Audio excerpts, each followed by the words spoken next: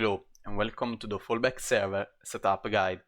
So let's start with extracting our zip file, and there will be 3 files in your folder. Each one represents your proxy version.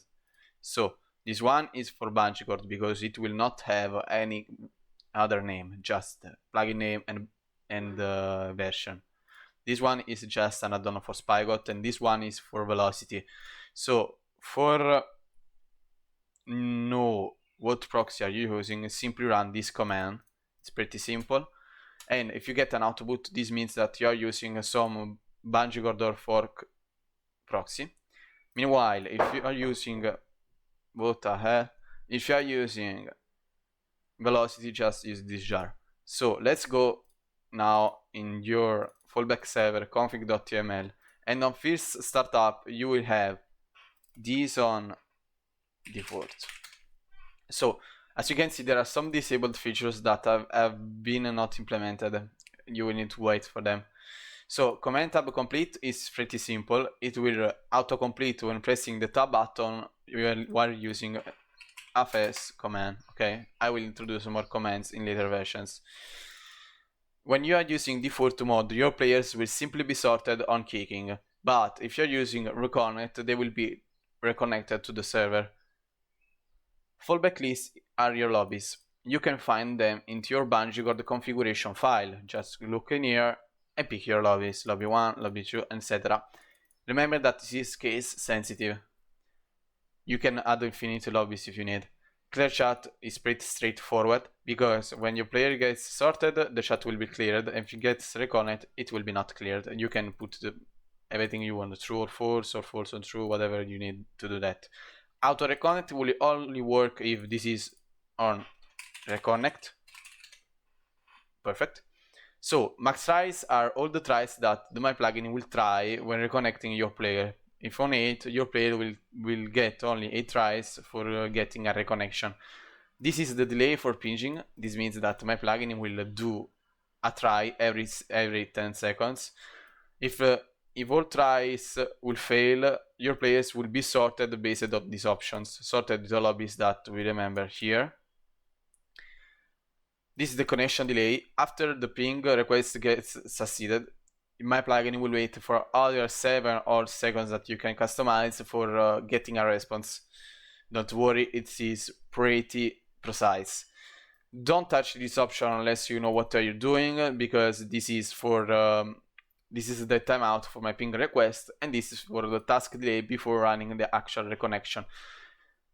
Ignored reasons will work when your players get kicked. My plugin will look for one of these reasons. If your player got kicked for one of those reasons, it will be not reconnected. But now let's say you have like bedwars lobbies that will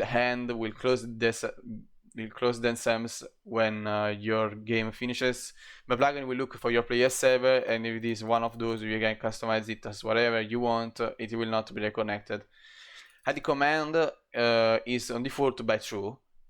This means that players will not be able to see running fallback server version backend jar. Okay, and if on false, they will be able to do that. Actually, your administrator with admin information will get a different message. This is the updater that in the future version will also contain auto configuration file update and jar file update, but for now it simply notifies you when you have admin permission that there is a new version available on spygotmc.org.